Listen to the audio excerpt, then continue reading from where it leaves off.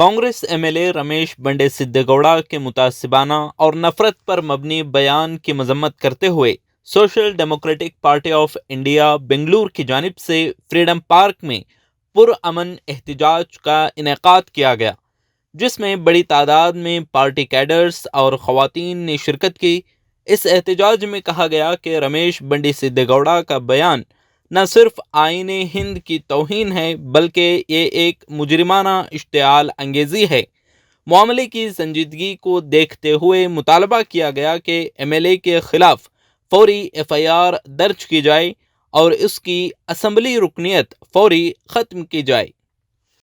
ನೇರ ಹಾಕ್ತೀನಿ ಅಂತ ಹೇಳ್ತೀಯಲ್ಲ ಇಲ್ಲಿ ಯಪ್ಪ, ಅದು ಯಾರ ಓಟಲ್ಲಿ ತಾಂಡು ನೀನು ಆ ಪೊಸಿಷನ್ಗೆ ಬಂದಿದೀಯಾ, ಆ ಸ್ಥಾನಕ್ಕೆ ಬಂದಿದೀಯಾ ಅಂತ ನೀವು ಸ್ವತಃ ನನಗೆ ಕ್ಷಮಿಸ್ಬಿಡಿ. ನಾನು ಏನು ಆಡ್ಭಾಷೆಯಲ್ಲಿ ಆಡ್ಬಿಟ್ಟೆ ಅಂತ ಆಡ್ಭಾಷೆ ಆಡ್ಕೊಂಡು ಆಡ್ ಮೇಯಿಸ್ಕೊಂಡಿರೋ ಅಣ್ಣ.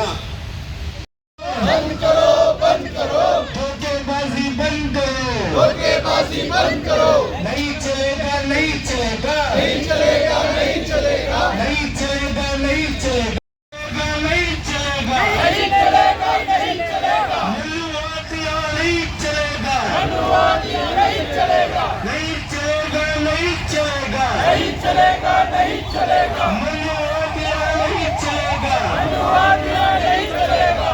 मैं social democratic party of India से यही निवेदन करता हूं सिद्धरामैया जी से कि कर्नाटक के अंदर जो फिजा बनती जा रही है, जो फैसिस्ट नज़रिया एमएलएस के अंदर एमपीज के अंदर जो आ रहा है, इसके ऊपर कंट्रोल करे। और साथ ही साथ जो यहाँ पर गंगा जमुना की तहजीब है, ये जो तहजीब के बारे में भी आपके ही होम मिनिस्टर हैं, आप भी आकर एक मिनिस्टर हैं कि आपको डेली अपडेट मिलता है। पर्टिकुलरली एक कम्युनिटी को टारगेट जो कर रहे हैं, एक टारगेट करना छोड़े। देखिए, सबसे पहले रमेश बंडे सिद्धगौड़ा जैसे जो लोग हैं, सबसे पहले वो आकर अपनी ज़बान को संभाले, क्योंकि एक आईएएस ऑफिसर, एक आईपीएस ऑफिसर, एक तहसीलदार जो है वो पढ़ा लिखा हुआ इंसान होता है। आप कौन होते हैं उसे आकर फांसी चढ़ाने के लिए? और आप कौन होते हैं किसी का हक मारकर रखने के लिए? ये प्रजाप्रभुत्व है। अगर किसी के हक में ज़मीन है तो उसके हक में ज़मीन जाएगी, चाहे वो मुस्लिम कम्युनिटी हो या फिर हिंदू कम्युनिटी हो।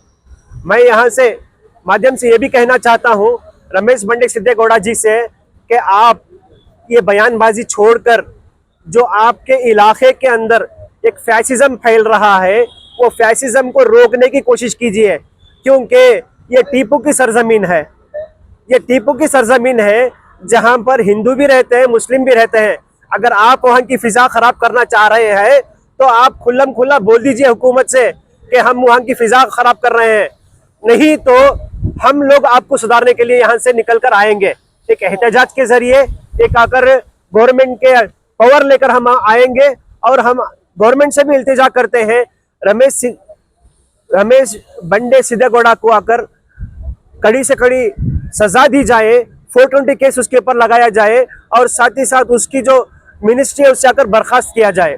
आज हम social democratic party of India का एहतजाज उस श्रीरंगपट्टन के एमएलए के ख़िलाफ़ है, जिसने हाल ही में ये बयान दिया था क्या, उसने एक गवर्नमेंट के ऑफिसर को वार्निंग दी थी कि अगर किसी भी मुसलमान को जो एप्लीकेशन जो आए हैं रैयतों के लिए, मतलब ज़मीन के लिए, अगर उसको अलॉटमेंट होगा तो मैं तुझे नहीं छोड़ूंगा, मैं तुझे फांसी दे दूंगा।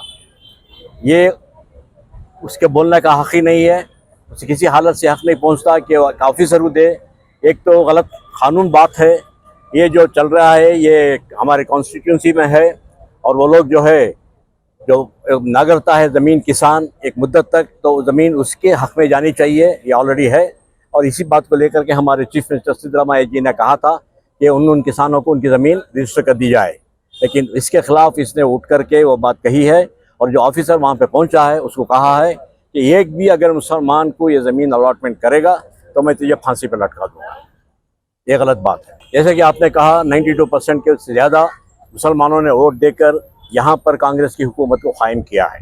ये सब जानते हैं, कांग्रेस वाले भी जानते हैं और बीजेपी वाले भी जानते हैं और सब जानते हैं। लेकिन इतना होने के बावजूद बीजेपी के जो है तो हमें मालूम था कि वो क्या करेंगे, लेकिन कांग्रेस से उम्मीद नहीं थी। ये भी कांग्रेस के एमएलए भी बीजेपी के नक्शे कदम पर चल रहे हैं। इससे ये बात अच्छी तरह से जाहिर होती है कि नाम के तो हैं कांग्रेसी लेकिन हैं अंदर से बीजेपी, समझे नहीं। तो ऐसे लोगों का अगर यह हाल है तो आगे क्या होगा? ये आपका सवाल बहुत बेहतरीन सवाल है। आगे के लिए मुसलमानों को यही हम कहना चाहते हैं कि आपके लिए अंधेरा नहीं है, आपके लिए एक रोशनी की किरण चमका रही है SDPI के नाम से, जो हमेशा मौजूद रहेगी आप सबके लिए, आपको रास्ता दिखाने के लिए, आपकी परेशानियों को उठाने के लिए, आपके मुद्दों को हल करने के लिए। और इसके लिए जो है एक ही पार्टी है जो एकदम से जो है काम मुसलमानों के साथ में करती है, इंसानियत के साथ में करती है। सिर्फ कौम की बात नहीं कर रहा हूँ मैं, इंसानियत की बात कर रहा हूँ, सबके लिए लेके चलती है। कहीं भी गलत काम होता है तो हमारी SDPI जो है आवाज़ उठा के खड़ी हो जाती है। तो हमारे लोगों को चाहिए, आम आदमी को भी चाहिए, मुसलमानों को भी चाहिए कि आइंदा जो है कांग्रेस को वोट देकर तकलीफ उठाने की जगह बीजेपी का तो सवाल ही नहीं उठता देने का, जनता दल तो बेकार हो चुकी है, तो बची है सिर्फ हमारी एक party SDPI, social democratic party of India को वोट देकर कामयाब बनाएं ताकि ये आपके सारे मसलों को दूर कर सके, हमारी परेशानियों को दूर कर सके, एक बेहतरीन निज़ाम आपको दे सके, एक बेहतरीन हुकूमत आपको दे सके।